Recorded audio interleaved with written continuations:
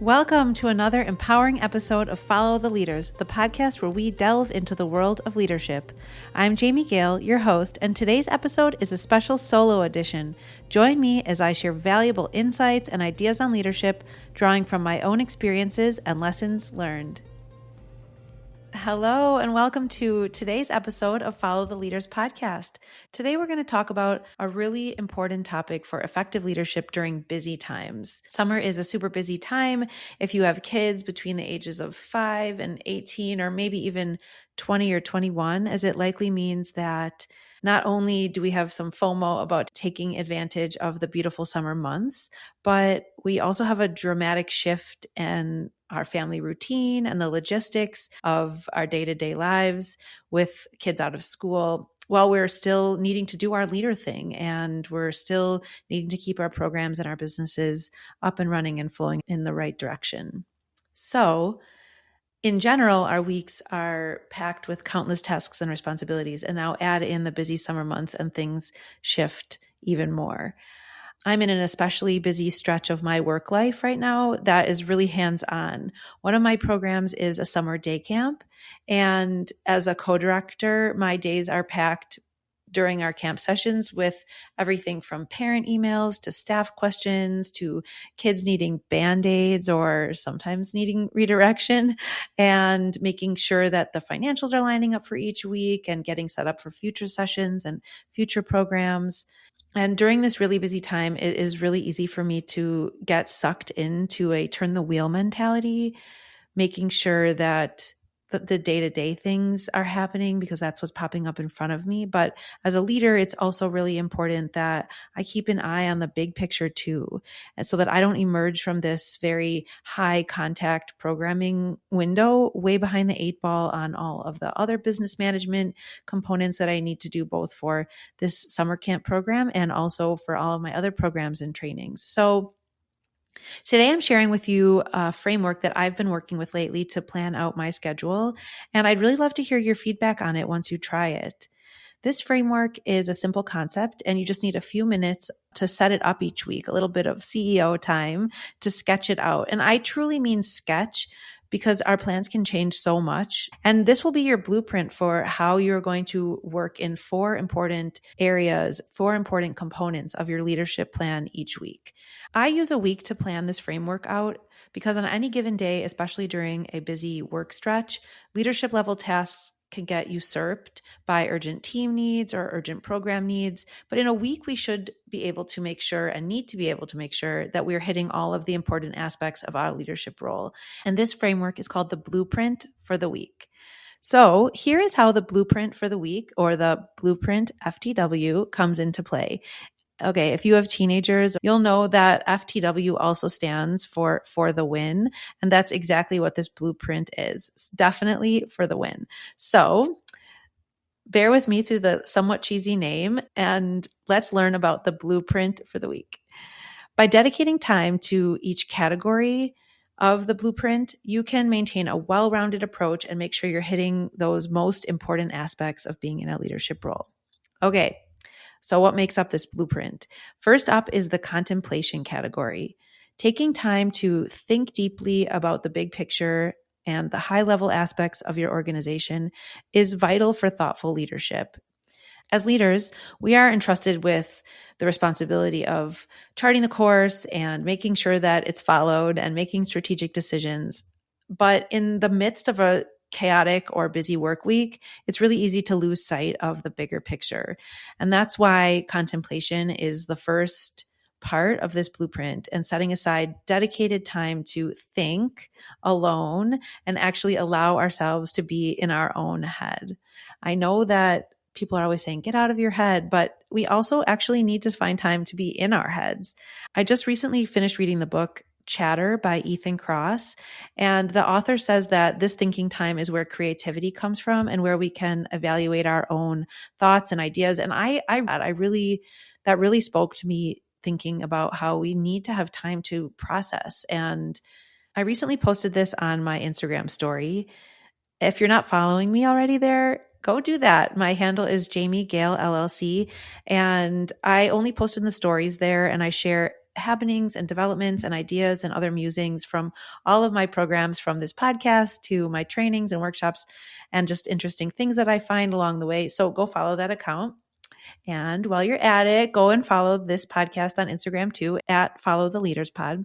Anyway, in the book Chatter, he mentions that we talk to ourselves at a rate of 4,000 words per minute, and that is compared to the typical speaking pace of 6,000 words per hour. So in one day, our inner voice speaks the equivalent of 320 State of the Union speeches. And for leaders, my addition to this would be that our inner voice is how we do this figuring out of our organization's needs and plans. So this contemplation time is really critical. And at 4,000 words per minute, very productive. So during this contemplation category, you can think through the short and long-term needs of your organization, contemplate new ideas, and mentally assess your progress toward your goals and your organization's progress towards the goals that you and your team have set out for it. And with time dedicated to this, you'll be able to really make thoughtful decisions and ensure that you don't get swept up in other people's priorities for the entirety of the week. When we don't set aside this time, we often just end up repeating what we did in the past, not because we choose to, but because we didn't make a different plan. All right. The next category is observation. How is your company performing? Are the ideas and tasks that you set out being carried out well? If you don't dedicate time to observing how things are going and getting a bird's eye view and looking at all the details, you may assume that things are going well when they're not, or you may be carrying forward assumptions about performance that you formed in the past. So you can have a team meeting and you explain, okay, here's how we're going to do this, or this week we're going to focus on this. But if you don't take time to actually go and observe from sort of an outsider's point of view to see, are the things that you talked about actually getting implemented?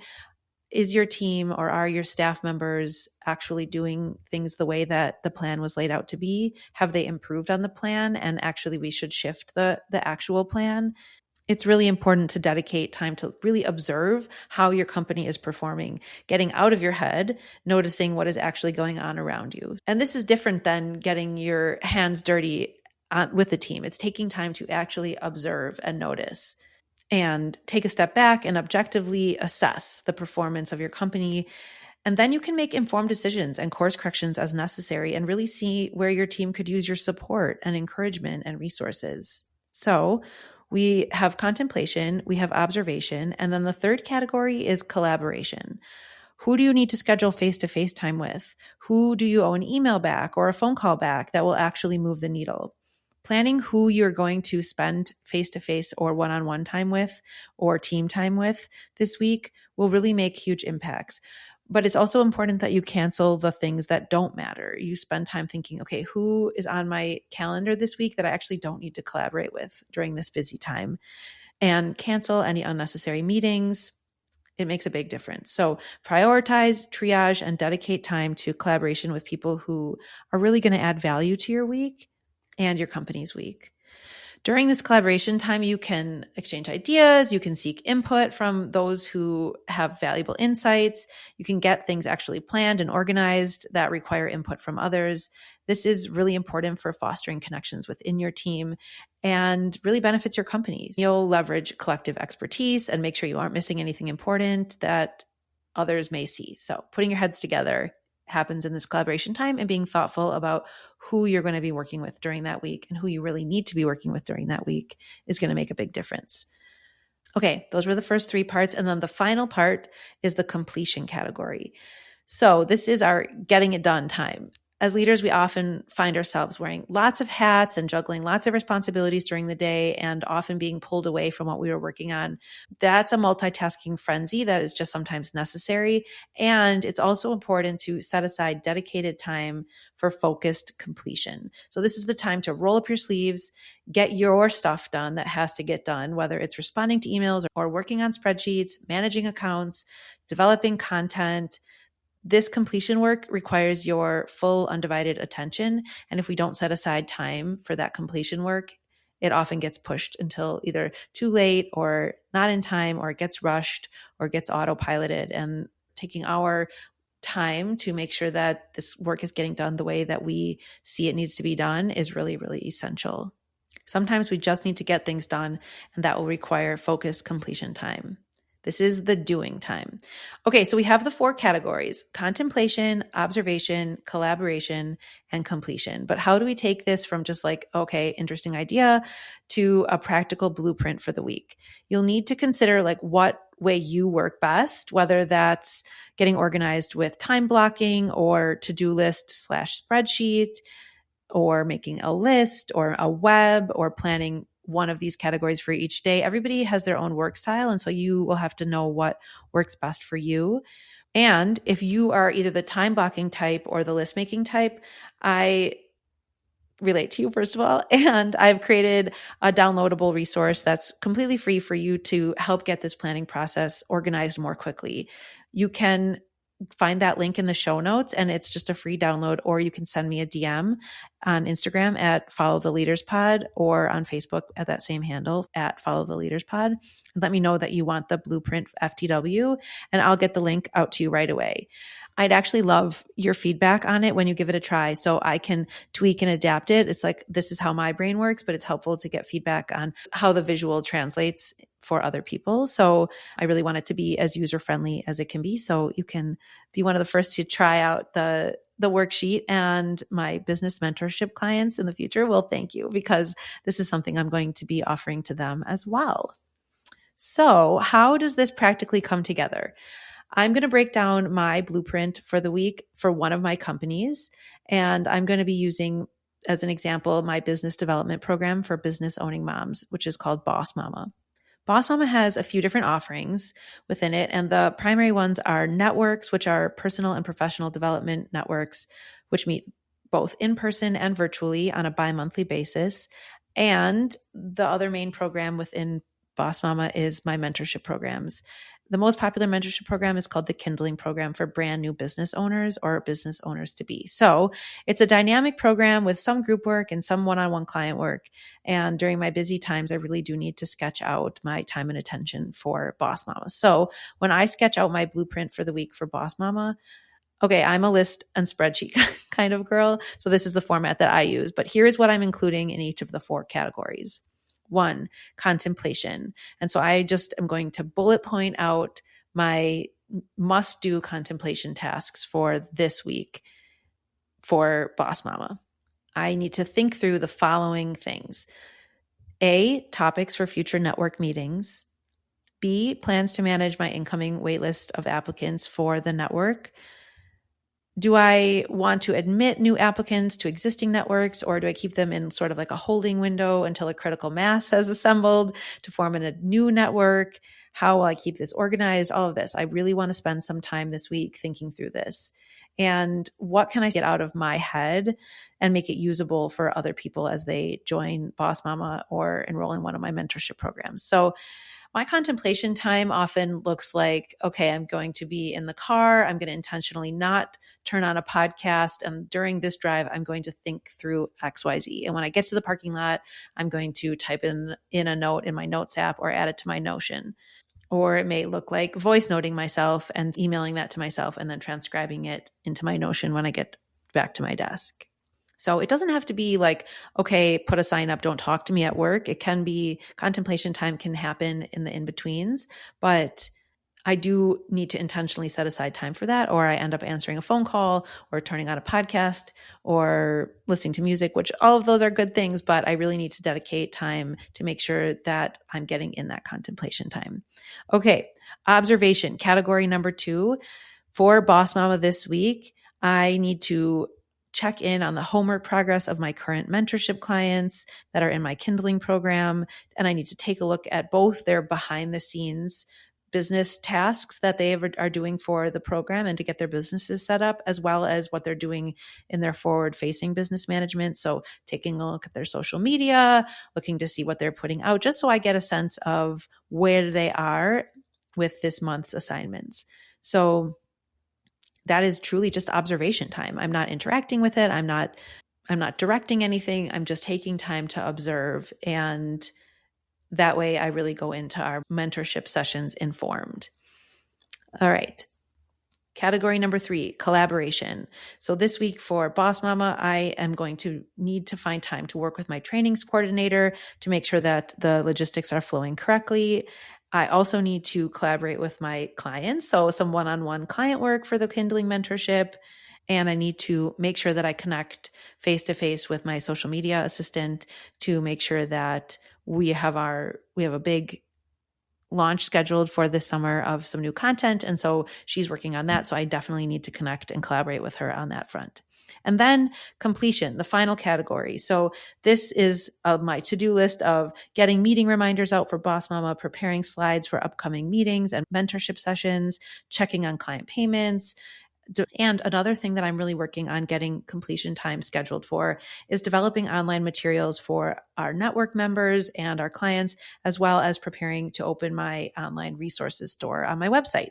This hasn't actually been announced yet, but there's your sneak peek. So I have a bunch of resources and trainings that I'm getting ready to launch on the website. And so I need to make sure that I spend some time actually developing and completing those. I'm taking the tasks and those bullet point items from the 4 categories, and I'm putting it into my spreadsheet template, my organizer, which is what you can download in the show notes. And I'm printing that out and keeping it on my desk so that I can see it during the week. And also I'm a crosser outer. And so this way I can cross things out as I work through them. And then when I fill out my daily planner at night to see what is going to happen in the next day, I can continue to reference this blueprint for the week and make sure that those things work their way into the day-to-day schedule. And then the final piece of this blueprint is taking time at the end of the week to see what I need to carry forward to the next week, because let's be real, sometimes things don't get done and we need to carry them forward. Some of the things I have crossed off and I can close those items out, and then what I can drop off the list overall because they didn't end up being that important. So taking that wrap up time is really essential and helps to create the blueprint for the following week. So give this a try with me and let me know what you think. I'm really curious to see if you have different categories to add or if you have a reflection on one of the categories. And I can't wait to hear how it goes for you. That's it for today's episode of Follow the Leaders podcast. I hope you found this concept of the Blueprint FTW valuable and that you're excited to implement this framework in your own leadership work. DM me or go to my website to get your template, or you can check in the show notes. There's going to be a link there, and give the blueprint for the week a try. And as always, I would love to hear from you. So don't hesitate to reach out. Thank you for joining me. Until next time, keep leading the way. Hi there, it's Jamie. During the episode, you heard me reference the book Chatter by Ethan Kross, and I am completely an audiobook person. Whenever I sit down to actually read a paper book, I fall asleep almost immediately. So I listen at fast speeds because that's how I roll. And I love to read. I love to read books, but when I say read, I mean listen. And I either do that through my library, which has a ton of great audiobook selections, or I download the books from Audible. Audible has so many options. Pretty much anything you can think of, any book that comes out these days also has an audio version, and it's often read by the author, which I love because then you get to hear the inflections and their thoughts, and sometimes they add in little gems for the audio version. And if you haven't tried Audible yet, you can give it a try for free using the link in the show notes and download a book. And if you end up listening to Chatter, I would love to know what you think. It was really super interesting book. Go ahead and click the link in my show notes and you can get a free book from Audible, and it also helps me out. So thank you so much for listening, and we'll see you next time. Follow the Leaders is produced by Lit Path Studios, and music is by Shane Ivers. You can hear more about this show and all the other podcasts at Lit Path Studios by going to www.litpathstudios.com.